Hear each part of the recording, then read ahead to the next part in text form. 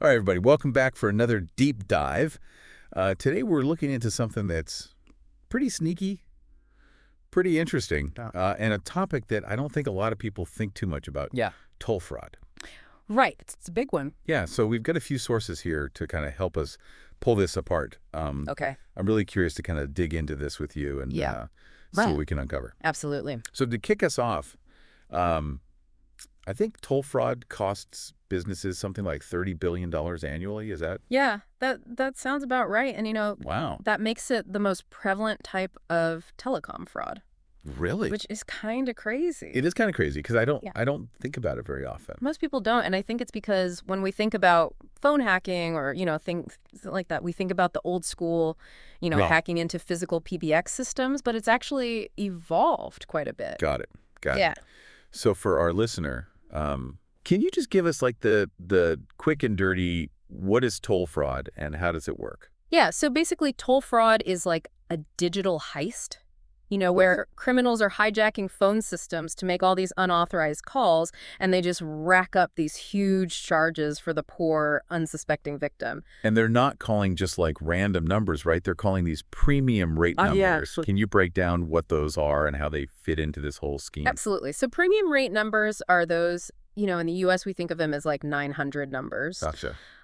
You call them for like psychic readings or chat lines or, things like that. Right. And they charge, a premium fee, and that's where the fraudsters come in. They're getting their hands on these numbers, often from overseas providers who offer these really high payout rates. So they're kind of exploiting these international systems and revenue sharing models to make a profit? Yeah, basically. They're hacking into vulnerable phone systems, often during off-peak hours when nobody's really paying attention. And they program these systems to make just a barrage of calls to these premium rate numbers, Okay. often overseas. So they're hijacking the systems, racking up charges on these premium numbers. But how do they actually make money? Like, how does that money trail actually work? So it's all about revenue sharing. Okay. The fraudsters get a cut of those inflated charges from the premium rate number providers. And because these calls are often routed through multiple countries, it makes it incredibly difficult to actually trace it back to the source. So they're deliberately making it super convoluted and hard to track. Exactly. And then they're also exploiting, gaps in international law enforcement and all that. Exactly. And, a lot of times these smaller network providers, they don't have sophisticated toll fraud detection systems. So by the time they realize what's happening, the damage is already done. Oh, man, it's like a cat and mouse game. It is. Constantly trying to stay ahead of it. Absolutely that. So I'm curious, what are some of like the more sophisticated tactics that you've seen these guys use? Well, they've gotten really creative. And one tactic is called call pumping. Okay. And this is where they basically hack into the system and program it to make a ton of calls to these international premium numbers. So they're using the business's own phone system against them. Pretty much. Yeah. Yeah. And Oh, man, that's a scary thought. it is. And they don't just stop there. They also use call forwarding techniques, bouncing calls through a bunch of different countries to obscure their tracks. Wow. So you can imagine a call originating in the U.S., routed through a server in Europe, and then finally lands on a premium rate number in some like remote island nation. That's wild. Yeah, it's like a digital labyrinth designed to just confuse and evade detection. So it's not just about the initial hack. It's like the web that they weave to Yeah. cover their tracks is Yeah. really where the challenge lies. And that's what makes, prosecuting these crimes so difficult. Yeah, I can see how this would be a major headache for businesses, not just the financial hit, but just the time and resources Absolutely. trying to untangle this whole mess. You're absolutely right. And that's why it's so important to focus on prevention. Okay, Yeah. so let's get into that then. Yeah. How do we prevent this from happening in the first place? So we've established that prevention is key. What can our listeners actually do to protect their systems? Well, the good news is that there are steps you can take. And the best defense really starts with understanding how your phone system works and, where the vulnerabilities lie. Okay, so let's get into some of those preventative measures. One that I saw in the research was separating VoIP networks from data networks. Can you explain why that's important? Yeah, so think of it like this. If your voice and data traffic share the same network, it's like leaving all your doors unlocked. Okay. A hacker gets into your data network. Well, now they can easily pivot to your phone system. So it's about creating like separate secure compartments within your overall network. Oh, exactly. It's like having a separate security system for your valuables. That makes sense. All right, so strong passwords, obviously crucial. We've got to talk about password managers. How can those be a game changer for security? Oh, password managers, they're a lifesaver. Yeah. They generate and store these complex passwords so hackers can't get in. Right. Think of it like a digital vault for your keys. I like that. And the best part is you only have to remember one master password Right, yeah. to unlock it all. Okay, so I'm sensing a theme here. Close off any unnecessary access points, lock down the essentials, and make it as difficult as possible for those hackers to get in. What other vulnerabilities should our listeners be aware of?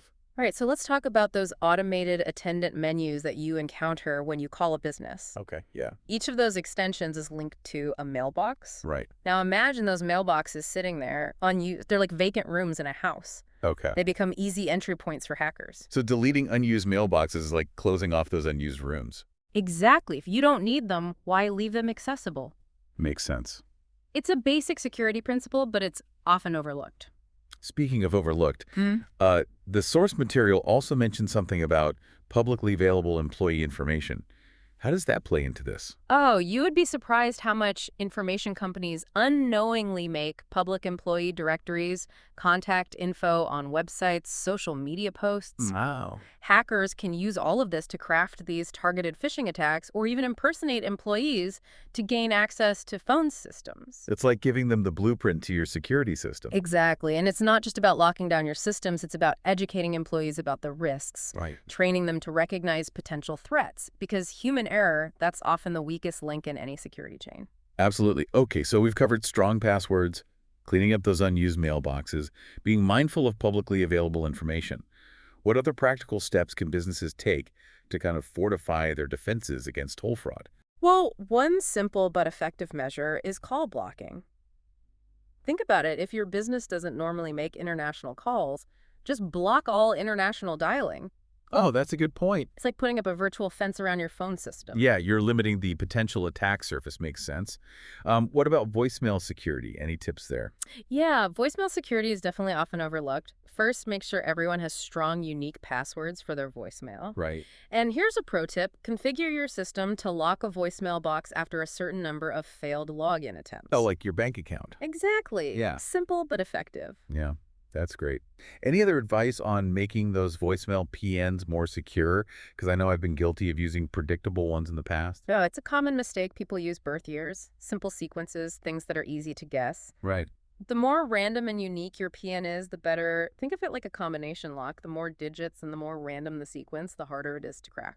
So we're talking about a layered approach to security.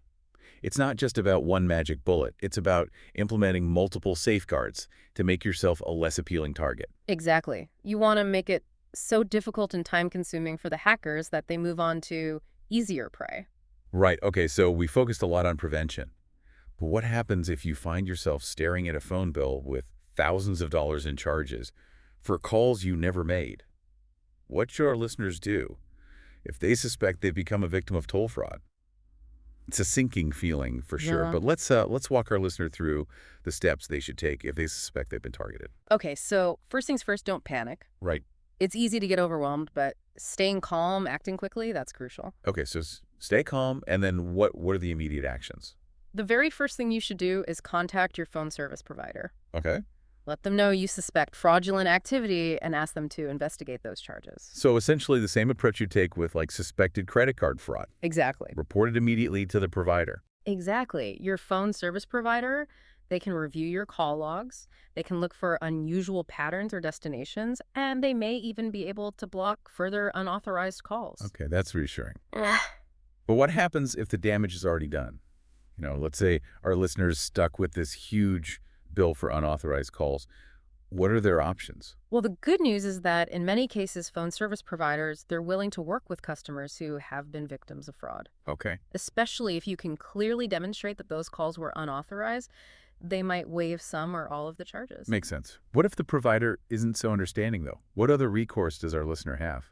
Okay, so in more complex situations, or if you suspect that identity theft was involved, it's essential to file a police report. Okay. Now, prosecuting international toll fraud can be challenging because of those jurisdictional issues we talked about, Right. but having a police report, it creates a formal record of the incident. Gotcha. And this can be crucial for insurance claims or any potential legal action. So even if catching the culprits is a long shot filing, that police report is still an important step. Absolutely. It's about protecting yourself and your business, documenting the fraud, and taking all the necessary steps to mitigate the damage. This whole conversation has been really eye-opening, hmm honestly. It really highlights that toll fraud isn't just a technical problem.